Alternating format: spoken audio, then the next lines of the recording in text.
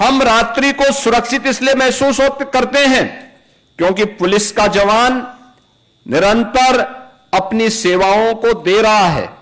हमें यूनिफॉर्मधारी अपनी सेना, अर्धसेना, पुलिस बल के जवानों के प्रति हमारे मन में सम्मान का भाव होना चाहिए।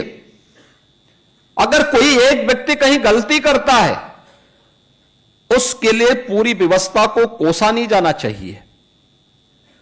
गलती का परिमार्जन करने का अवसर उन्हें देना चाहिए, और अगर कोई तब भी बार बार गलती करता है तो उसका परिमार्जन का अवसर उन्हें देते हुए उन्हें इस पर प्रभावी कदम उठाने के लिए कहना चाहिए। लेकिन हम उसके लिए पूरे सिस्टम को दोषी नहीं ठहरा सकते। अक्सर होता क्या है, हम लोग इन चीजों के लिए लोगों को कोसते हैं।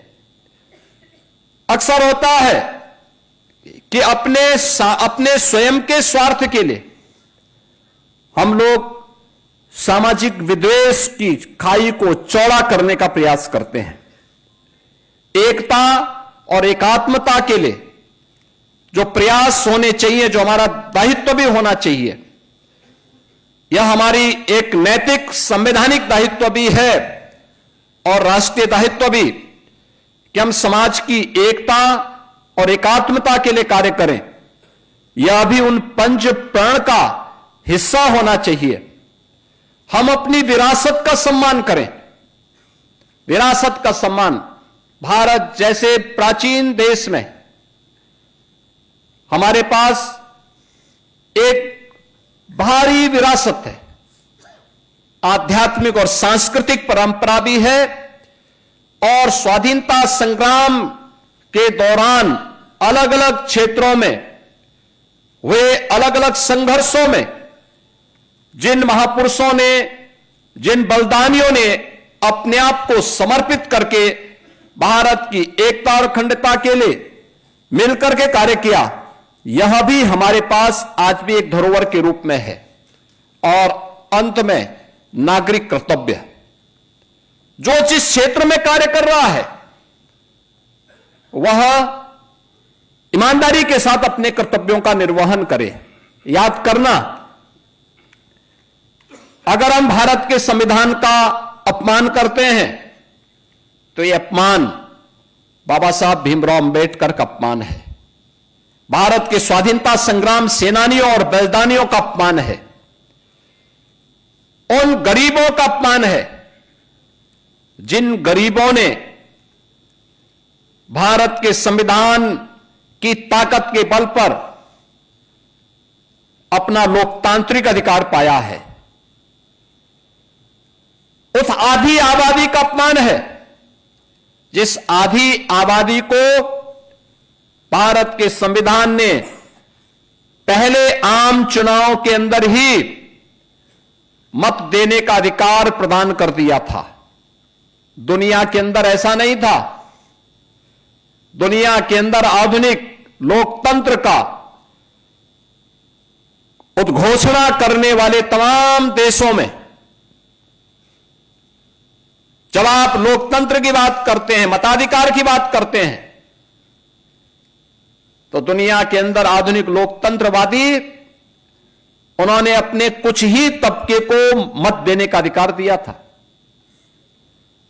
दुनिया के तमाम बड़े देशों में जो आधुनिक लोकतंत्र पर अपना दावा करते हैं और उसका ठेकेदार बनकर के घूमते हैं, वे लोग अपने यहां आधी आबादी यानी महिलाओं को मत उन्होंने देने का अधिकार बहुत बाद में दिया।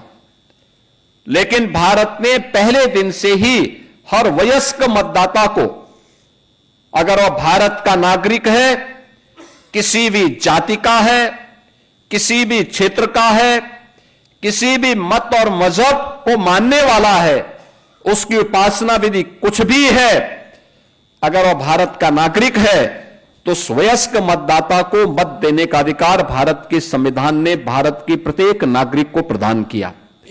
संपूर्ण प्रभुत्व संपन्न समाजवादी पंथ निरपेक्ष लोकतंत्रात्मक गणराज्य बनाने के लिए तथा उसके समस्त नागरिकों को सामाजिक, आर्थिक और राजनीतिक न्याय, विचार, अभिव्यक्ति, विश्वास, धर्म और उपासना की स्वतंत्रता, प्रतिष्ठा और अवसर की समता प्राप्त कराने के लिए तथा उन सब में व्यक्ति की गरिमा और राष्ट्र की एकता और अखंडता सुनिश्चित करने वाली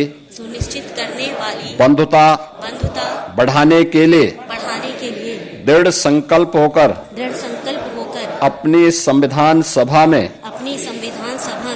आज तारीख 26 नवंबर 1949 ईस्वी मिति मार्गशीर्ष शुक्ल सप्तमी संवत 2006 विक्रमी को एतद द्वारा इस संविधान को अंगीकृत अधिनियमित और आत्मार्पित करते हैं। भारत माता की जय।